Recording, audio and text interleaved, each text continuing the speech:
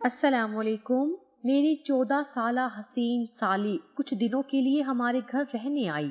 میں جسے بچی سمجھ رہا تھا وہ تو پوری آگ نکلی۔ میری بیوی ہسپتال میں اپنی ماں کے ساتھ داخل تھی، اسی لیے میری ساس رات کو میری سالی کو میرے پاس چھوڑ گئی۔ میں نے اسے بچی سمجھ کر اپنے ساتھ سلا لیا کہ کہیں وہ نئے گھر میں ڈر نہ جائے، لیکن اس نے تو آدھی رات کو میرے ساتھ ہی بیڈ پر رات کے 12 بجے کے قریب میرے کمرے کے دروازے پر دستک ہوئی تو میں جان گیا کہ میری سالی ندا ہی ہوگی، کیونکہ وہ اس وقت پورے گھر میں اکیلی تھی اور وہ پہلی دفعہ ہمارے گھر رہنے کے لیے آئی تھی، تو شاید اسے رات کے اس پہر ڈر لگ رہا تھا۔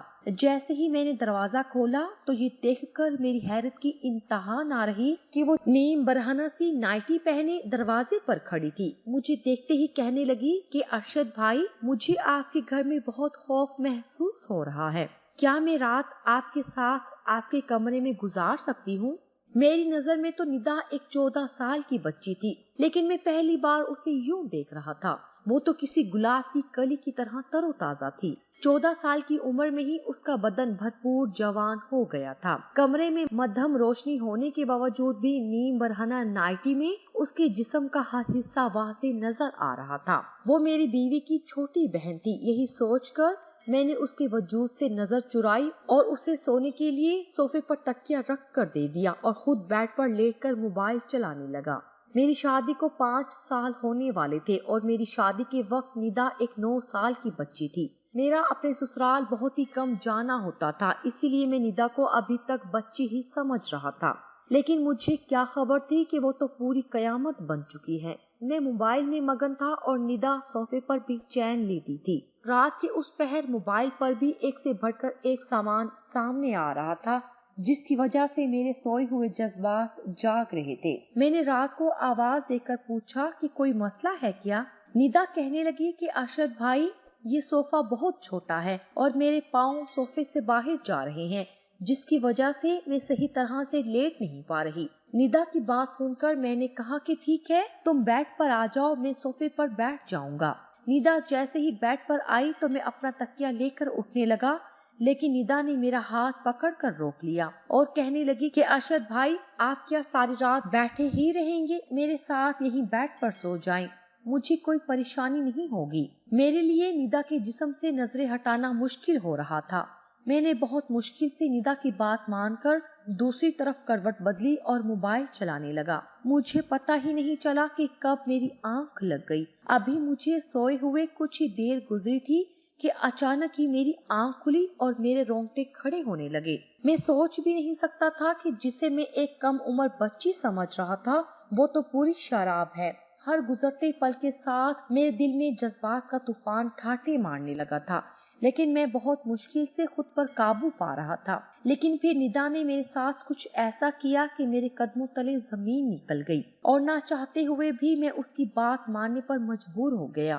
میری اور صبا کی شادی کو 5 سال گزر چکے تھے اور ان 5 سالوں میں ایسا کوئی دن نہیں تھا جب صبا نے میری خدمت میں کوئی کسر چھوڑی ہو۔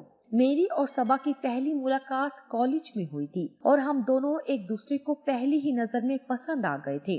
ہم دونوں کے پیار محبت کا سلسلہ بڑھتے بڑھتے شادی تک پہنچ گیا تھا۔ جب میں نے اپنے گھر والوں کو صبا کے متعلق بتایا تو میری ماں نے یہ کہہ کر انکار کر دیا کہ خاندان سے باہر وہ کسی صورت میری شادی نہیں کریں گی، لیکن میں صبا کی محبت میں اتنا آگے بڑھ چکا تھا کہ واپسی کا کوئی راستہ ممکن نہیں تھا۔ اس کے بغیر تو ایک پل بھی گزارا کرنا مشکل تھا۔ ہم دونوں اپنی ہی محبت میں ساری حدود پار کرتے ہوئے تمام رشتے قائم کر چکے تھے۔ کالج میں جانے کے بعد ہم دونوں ایک دوسرے کا ہاتھ پکڑ کر واپس باہر نکل جاتے اور کالج کے پیچھے بنے ہوئے چھوٹے چھوٹے ہوٹلوں میں ایک دوسرے کے ساتھ وقت گزارتے۔ میں نے اپنی ماں کو منانے کی بہت کوشش کی، لیکن وہ کسی بھی صورت میں اس شادی کے لیے راضی نہ ہوئی اور میں نے صبا کے ساتھ بھاگ کر شادی کر لی۔ جب میرے ماں باپ کو اس بارے میں علم ہوا تو انہوں نے مجھے گھر سے ہی نکال دیا، کیونکہ میں کوئی نوکری نہیں کرتا تھا اور نہ ہی میری کوئی کمائی تھی۔ اور جب صبا کے گھر والوں کو اس بارے میں پتہ چلا تو وہ بھی ہماری شادی کے خلاف ہو گئی، اور وجہ یہی تھی کہ میں کچھ بھی نہیں کماتا تھا۔ بہت مشکل سے میں نے صبا کے گھر والوں کو راضی کیا، لیکن صبا کے گھر والوں نے ہم سے ملنا جلنا ختم کر دیا تھا۔ काफी अरसे तक मैं और सबा फाकों वाली जिंदगी गुजारते रहे, लेकिन जैसे ही मेरी नौकरी लगी और मेरे हालात कुछ बेहतर हुए तो सबा ने अपने घर वालों से मिलना जुलना शुरू कर दिया। लेकिन अब वो लोग मुझे बिल्कुल भी पसंद नहीं थे, क्योंकि जब मुश्किल हालात थे तो उन्होंने मुझे नहीं अपनाया था और इसीलिए मैं सबा के घर न जाने के बराबर जाता था, साल में 1 या 2 दफा। इसीलिए मैंने सबा की छोटी बहन निदा को कभी सही से देखा भी नहीं था। ना ही मैं इस बात से वाकिफ था कि वो अब 14 वर्ष की एक खूबसूरत लड़की बन चुकी है। खुदा ने हमें औलाद की नेमत से कई सालों तक महरूम रखा था और बहुत ज्यादा इलाज कराने के बाद अब सबा हमारे बच्चे को जन्म देने जा रही थी। मेरे घर वाले तो थे नहीं, इसीलिए मजबूरन मुझे सबा की माँ को बुलवाना पड़ा और जब हम सबा को अस्पताल लेकर गए तो डॉक्टर ने बताया कि सबा को 1-2 दिन अस्पताल में दाखिल रहना पड़ेगा। प्रेगनेंसी के इस अरसा में सबा को बहुत सी बीमारियां हो चुकी थी, इसलिए उसका केस काफी मुश्किल था। सबा के वालिद कहीं शहर से बाहर गए हुए थे, इसलिए सबा की वालदा ने उसकी छोटी बहन को मेरे पास हमारे घर में छोड़ दिया, क्योंकि वो उसे अकेला नहीं छोड़ सकती थी। मैं बहुत अरसे बाद सबा की बहन निदा को पहली दफा देख रहा था और मैं उसको देखकर हैरान रह गया था। मैं तो सबा की खूबसूरती का ही दीवाना था, लेकिन उसकी छोटी बहन तो उससे कहीं ज्यादा खूबसूरत थी और उसे देखकर मैं सबा को भूल गया था। निदा ने सबा की गैर मौजूदगी में घर के सारे काम काज बहुत अच्छे से किए और मुझे बिल्कुल महसूस नहीं हुआ कि सबा घर में नहीं है। उसने सारे घर को सलीके से साफ सुथरा करके सोने की तैयारी शुरू की तो मैं भी अपने कमरे में चला आया, लेकिन थोड़ी ही देर बाद जब कमरे के दरवाजे पर दस्तक हुई तो मैं जान गया कि निदा आई है। शायद उसे किसी चीज की जरूरत थी, लेकिन मैं इस बात से बिल्कुल बेखबर था कि निदा तो कुछ और ही इरादा लेकर आई है। पहले तो वो सोफे पर आराम से बैठ गई और कहने लगी कि मुझे बहुत ज्यादा अकेलेपन में खौफ महसूस हो रहा था, क्योंकि ये घर मेरे लिए बिल्कुल नया है। इसलिए मैंने सोचा कि क्यों ना मैं आपके कमरे में ही रात गुजार लूं। मैंने निदा से कहा कि अच्छा किया जो तुम चली आई, ये तुम्हारा अपना ही घर है, तुम यहाँ आराम से सो सकती हो। लेकिन निदा को यूं नीम बरहना नाइटी में देखकर मेरी नजरें बार बार उसके जिस्म का तवाफ कर रही थी। निदा मेरे चेहरे पर नजरें जमाए बहुत ही तवज्जो से मुझसे बात कर रही थी। वो आहिस्ता आहिस्ता मुझे बता रही थी कि जब उसने मुझे पहली बार देखा था तो मैं पहली ही नजर में उसे बहुत अच्छा लगा था। उस वक्त वो सिर्फ 9 साल की थी। वो कहने लगी कि मुझे देखते ही उसे अपनी आपी की पसंद पर रश्क आने लगा और उसे खुशी हुई कि उसकी आपी की किस्मत इतनी अच्छी है। निदा कहने लगी कि उस दिन के बाद से मैं उसके ख्यालों में बैठ गया था और वो यही तसव्वुर करती है कि उसकी जिंदगी में आने वाला शख्स भी बिल्कुल मेरे जैसा ही होगा। निदा मुझसे बात करते करते अपनी नाइटी की डोरी से भी खेलने लगी थी। वो मुझे कह रही थी कि मेरी बड़ी बड़ी आंखें उसके जहन में हमेशा के लिए बैठ गई थी। वो कहने लगी कि उसने कई मर्तबा अपने अब्बा से मेरे लिए झगड़ा भी किया, क्योंकि वो चाहती थी कि उसके अब्बा मुझे माफ करके हमें अपना लें, क्योंकि वो मुझे दोबारा देखने को बहुत बेचैन थी। मुझसे बातें करते करते वो सोफे पर लेट गई और मैं बहुत मुश्किल से उसे नजरें चुराकर अपने फोन में ध्यान लगाने लगा। कमरे का माहौल अचानक ही बहुत गर्म हो गया था। निदा एक जलती हुई आग थी जो मुझे अंदर तक दहका रही थी। मैं तो उसे एक बच्ची समझ रहा था, लेकिन उसकी जवानी तो किसी को भी दीवाना कर सकती थी। थोड़ी ही देर में वो बेचैनी से करवटें बदलने लगी। मेरा ध्यान बार बार भटककर निदा के वजूद पर जा रहा था और जब मैंने उसे बेचैन देखा तो मैं पूछ रहा था कि क्या हुआ है। वो कहने लगी कि ये सोफा बहुत ज्यादा गैर आरामदेह है और मैं इस पर आराम से नहीं सो सकती। ये सुनते ही मैंने उससे कहा कि वो बेड पर आकर सो जाए और सोफे पर मैं सो जाऊंगा। वो जैसे ही बेड की तरफ आई तो मैं उठने लगा। निदा ने फौरन ही मेरा हाथ पकड़कर कहा कि अरशद भाई, आपको तकलीफ उठाने की क्या जरूरत है, ये आपका अपना ही घर है। मैं एक तरफ लेट जाती हूँ, दूसरी तरफ आप लेट जाएं। मैं निदा की बेबाकी देखकर हैरान रह गया था, लेकिन मैं खुद भी आराम करना चाहता था। सारा दिन सबा के पीछे मैंने अस्पताल में काफी भाग दौड़ की थी, इसीलिए मैं बेड पर एक कोने से होकर लेट गया और अपना फोन चलाने लगा। निदा की मौजूदगी में अपने जज्बात पर काबू पाना मेरे लिए एक मुश्किल मरहला था जिससे मैं उस वक्त गुजर रहा था। फोन चलाते चलाते ही मुझे कब नींद आ गई मुझे पता भी ना चला, और जब मेरी आंख खुली तो मुझे ऐसा महसूस हुआ जैसे कोई मेरे जिस्म पर हाथ फेर रहा हो, और जब मैं पूरी तरह होश में आया तो मुझे अंदाजा हुआ कि निदा मेरे बहुत करीब लेटी हुई है और उसकी उंगलियां मेरे जिस्म पर हरकत कर रही हैं। मेरे अंदर एक तूफान सा उठने लगा था। निदा जानबूझकर मेरे जज्बात को उभार रही थी। वो अपने दिली जज्बात तो बातों बातों में पहले ही बयान कर चुकी थी कि वो मुझे पसंद करती है, और अब रात के अंधेरे में वो इस तरह मेरे करीब आके ये बात साबित कर रही थी कि उसके दिल में मेरे लिए बहुत कुछ था। मैं एक मर्द था और बहुत कोशिश के बावजूद भी मैं खुद को निदा से दूर ना कर सका, और मैं भी करवट बदलकर उसके करीब हो गया। निदा तो जैसे इसी बात के इंतजार में थी। जैसे ही उसे इल्म हुआ कि मैं उसका साथ देने के लिए तैयार हूँ, वो फौरन ही अपने जज्बात मुझ पर लुटाने लगी, और मैंने भी उसके हर जज्बे की खूब पजीराई की। जब हम दोनों अपना मकसद हासिल कर चुके तो निदा ने अपने फोन में मेरे साथ हमारी कई तस्वीर खींची जिनमें हम दोनों एक दूसरे की बाहों में थे। हम दोनों ही बेहिजाब थे। मैंने निदा से कहा कि इस तरह की तस्वीर फोन में ना ले, लेकिन निदा कहने लगी कि जब मैं उसके साथ नहीं होऊंगा तो वो मेरे साथ इन तस्वीर को देखकर अपने बीते हुए पलों को याद करेगी। मैं उसकी एक एक अदा पर फिदा हो गया था। वो पूरी तरह अपनी जवानी मुझ पर लुटा चुकी थी। उसका नर्म और नाजुक गुलाब जैसा खिलता बदन मुझे मदहोश कर गया था, और मैं ये तक भूल गया था कि मेरी महबूब बीवी उस वक्त तकलीफ की हालत में अस्पताल में दाखिल है और वो कभी भी मेरे बच्चे को जन्म दे सकती है। निदा के साथ रात गुजारकर मैं ऐसे मसरूर था जैसे कोई किला फतह कर लिया हो, लेकिन मुझे क्या खबर थी कि यहाँ से मेरी बर्बादी का आगाज होने वाला था। जैसे ही मैं अस्पताल जाने के लिए निकलने लगा, निदा ने मुझे आवाज देकर रोका और मेरे करीब आकर मुझे अपनी बाहों में भर लिया और मुझे चूमते हुए कहने लगी कि आप जाते जाते मुझे कुछ पैसे दे जाएं, मुझे बाजार जाना है। निदा की बात सुनते ही मैंने बटुए से हजार के 5 नोट निकाल कर निदा के हवाले किए। मेरे हाथों से नोट लेकर उसके चेहरे पर एक मासूम सी मुस्कुराहट बिखर गई। मैंने बदले में उसके होंठों को चूमा और घर से निकल पड़ा। मैं सारा रास्ता खुशी से सरशार। जब अस्पताल पहुंचा तो मेरी बीवी सबा की हालत बहुत खराब थी। डॉक्टर ने बताया कि सबा जिंदगी और मौत के दरमियान झूल रही है और कभी भी कुछ भी हो सकता है। सबा की माँ भी बहुत ज्यादा परेशान थी, जबकि अस्पताल जाकर मेरी हालत भी खराब हो गई थी। सारा दिन मैं सबा के साथ रहा, लेकिन सबा की हालत पहले से बेहतर ना हुई। डॉक्टर ने कहा कि कुछ दिन सबा को और अस्पताल में रखना होगा। ये सुनकर न जाने क्यों मुझे अजीब सा सुकून महसूस हुआ कि सबा जितने दिन अस्पताल में रहती मुझे निदा के साथ वक्त गुजारने का मौका मिल जाता। मैंने डॉक्टर से कहा कि मेरे बच्चे को कुछ नहीं होना चाहिए। डॉक्टर ने मुझे तसल्ली दी। मैं रात तक अस्पताल में रहा और रात के वक्त मैं सबा की अम्मी से ये कहकर घर वापस आ गया कि निदा घर पर अकेली होगी, आप मुझे वापस जाना चाहिए।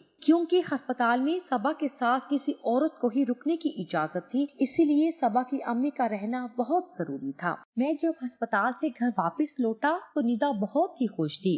उसने बहुत सारी खरीदारी की थी और वो मुझे एक एक करके सारे कपड़े पहनकर दिखा रही थी। उसे मुझसे बिल्कुल भी शर्म महसूस नहीं हो रही थी। वो बहुत आराम से मेरे सामने बिना किसी दुपट्टे के बेझिझक घूम रही थी। उसके कपड़े जिस्म पर इस कदर फिट थे कि सब कुछ वहां से नजर आ रहा था। उसका गहरा गला उसकी खुलती हुई रानाइयों को झलका रहा था। वो बार बार मेरे करीब आती और मैं अपनी होश खोने लगता। अचानक ही वो मुझसे पूछने लगी कि मैं सबा आपी की अलमारी खोलकर देख सकती हूँ क्या? मैंने निदा से कहा कि इसमें भला पूछने की कौन सी बात है, तुम्हारी आपी की ही तो अलमारी है। उसने कहा कि चाबी दे फिर मुझे। मैंने उसे चाबी दे दी और वो सबा की अलमारी खोलकर एक एक चीज देखने लगी, और सबा जो कपड़े मेरे लिए रात को पहनती वो निकाल निकाल कर मुझे दिखाने लगी और मुझसे पूछने लगी कि इसमें से आपको कौन सा पसंद है। मैंने एक छोटी सी नीली रंग की नाइटी पर हाथ रखा और उसे कहा कि इस सबा पर बहुत जचती है। ये सुनते ही निदा वो नाइटी उठाकर कमरे से निकल गई और जब काफी देर बाद वापस आई तो मेरी आंखें हैरत से फैल गई। वो सबा की नाइटी पहने उससे भी कहीं ज्यादा हसीन लग रही थी। अचानक ही वो मेरे आगे आकर मुस्कुराते हुए पूछने लगी कि ये मेरे बदन पर ज्यादा जच रही है या आप ही पर ज्यादा जचती है। ये सुनते ही मैंने उसे अपनी बाहों में भरा और बहुत मोहब्बत से उससे कहा कि ये तुम्हारे दूधिया बदन पर बहुत खूब लग रही है। सबा, तो ये पहनकर इतनी अच्छी नहीं लगती जितनी तुम लग रही हो। मैंने उसके हाथ में पकड़ा मोबाइल लेकर साइड पर रख दिया और खुद में उस पर अपनी मोहब्बत लुटाने लगा। उसे उस नाइटी में देखकर तो मैं बिल्कुल ही बेकाबू हो गया था। मैं सोच भी नहीं सकता था कि 14 साल की उम्र में कोई लड़की हुस्न की देवी भी हो सकती है। लेकिन निदा तो हुस्न की सारी हदें पार कर रही थी। उसका पूरा ही बदन बहुत हसीन था और मैं हर गुजरते पल के साथ उस पर हावी होता जा रहा था। सारी रात उस पर अपने जज्बात लुटाने के बाद जब मैं सुबह अस्पताल पहुंचा तो मुझे पता चला कि मेरी बीवी ने अभी अभी एक मुर्दा बच्चे को जन्म दिया है। ये सुनकर तो मेरी हालत खराब हो गई। मेरी बीवी की हालत भी बहुत ज्यादा खराब थी और डॉक्टर उसे ठीक करने की पूरी कोशिश कर रहे थे। शाम तक सबा की हालत कुछ बेहतर हुई तो उसे अस्पताल से छुट्टी मिल गई। मुझे अपने बच्चे के इंतकाल का बहुत दुख था। मैं सबा को संभालते हुए घर ले आया। सबा को देखकर निदा का चेहरा उतर गया था। उसने एक अजीब सी नजर सबा पर डाली और कमरे में चली गई। मैंने सबा को कमरे में लाकर लिटा दिया। उसकी अम्मी ने मुझे सबा की दवाइयों से मुतालिक आगाह किया। मैं सबा की अम्मी के साथ बाहर लाउंज में बैठा उनकी बात सुन रहा था कि जब मैंने निदा को सबा के पास जाते हुए देखा, मुझे कुछ खौफ महसूस हुआ, लेकिन मैं जानता था कि निदा ऐसी कोई बात सबा के आगे नहीं कहेगी। थोड़ी ही देर में निदा वापस आई और अपनी माँ से कहने लगी कि चले अम्मी, अब हम घर चलते हैं, और वो दोनों अपने घर वापस चले गए। मैंने निदा को आखिरी बार अलविदाई नजरों से देखा क्योंकि मैं जानता था कि अब हम दोनों का मिलना बहुत मुश्किल है। निदा को जाता देख मैंने एक ठंडी आह भरी थी। थोड़ी देर बाद जब मैं दूध का गिलास लिए अपने कमरे में पहुंचा तो सबा गुमसुम सी बैठी हुई थी। मैंने उससे कहा कि कोई बात नहीं, अगर एक औलाद चली भी गई तो हमें अल्लाह दोबारा औलाद से नवाजेगा। मेरी बात सुनकर सबा ने मुझे बहुत अजीब नजरों से देखा और कहने लगी, जो मैंने खो दिया है उसे दोबारा पाना मुमकिन ही नहीं। सबा के लहजे ने मुझे चौंका दिया था। मैं उसके आगे ही बैठ गया और उसे कहने लगा कि ऐसी बात क्यों कर रही हो। सबा कहने लगी कि निदा मेरी सगी बहन नहीं है, बल्कि वो मेरी फूफो की बेटी है, जिसे फूफो के इंतकाल के बाद अब्बा हमारे घर ले आए थे। लेकिन निदा को बचपन से ही मुझसे बहुत नफरत थी, क्योंकि घर में हर चीज मेरी थी और उसे हर वो चीज चाहिए होती जो मेरे पास होती। अब्बा ने कभी उसे किसी चीज की कमी महसूस न होने दी, लेकिन उसके बावजूद भी वो मुझसे हसद में मुब्तला रही। उसकी नजर हर उस चीज पर होती जो अब्बा मेरे लिए लाते या जिसे मैं पसंद करती। जब मेरी तुमसे शादी हुई तो तुम मेरे घर आना जाना नहीं करते थे और मुझे इस बात की तसल्ली थी कि वो तुम पर अपनी नजरें नहीं जमाएगी। लेकिन मुझे अंदाजा नहीं था कि वो मेरे हसद में इतनी आगे बढ़ चुकी थी कि उसने तुम्हें मुझसे छीनने के लिए वो सब कर दिया जिसके बारे में मैं सोच भी नहीं सकती थी। सबा की आंखों से आंसू बह रहे थे और वो मुझसे कह रही थी कि निदा ने जाने से पहले मुझे वो सारी वीडियो दिखा दी है और सारी तस्वीर भी दिखा दी है जिनमें हम दोनों एक साथ थे। सबा की बात सुनकर मैं सदमे में आ गया था। निदा ने सब कुछ जानबूझकर एक मकसद के तहत किया था और मैं उसके हाथों खिलौना बन गया था। सबा की आंखों में मेरे लिए सिर्फ और सिर्फ नफरत बाकी बच गई थी। उसने अपनी औलाद भी खो दी थी और शोहर भी। मैं सबा के आगे शर्मिंदगी से सर झुका गया था कि जब सबा ने मुझसे कहा कि वो जाते जाते मुझसे मेरी नीली नाइटी मांग कर ले गई है क्योंकि वो तुम्हें मुझसे ज्यादा उसके बदन पर जचती हुई दिखाई देती है। मुझे लगा था जैसे सबा के लफ्जों ने मुझे जमीन में जिंदा गाड़ दिया हो। वक्ते जज्बात के हाथों में मैं अपनी पूरी जिंदगी हार गया था और अब कभी सबा के आगे नजर उठाकर जिंदगी नहीं गुजार सकता था। निदा ने कुछ ही वक्त बाद मुझे ब्लैकमेल करने का सिलसिला शुरू कर दिया था। वो मुझसे हर बार एक बड़ी रकम का तकाजा करती और मेरे ना देने का कहने पर मेरी तस्वीर वायरल करने की धमकी देती। मैं जिसे 14 साल की एक सीधी सादी मासूम बच्ची समझ रहा था, वो दरअसल एक फितना थी जिसने मेरी पूरी जिंदगी बर्बाद करके रख दी थी। मेरा और सबा का ताल्लुक बिल्कुल मुर्दा हो गया था क्योंकि सबा अब मुझे सिर्फ और सिर्फ नफरत की निगाह से देखती थी। वक्त लज्जत और मजे ने मुझे कहीं का नहीं छोड़ा था।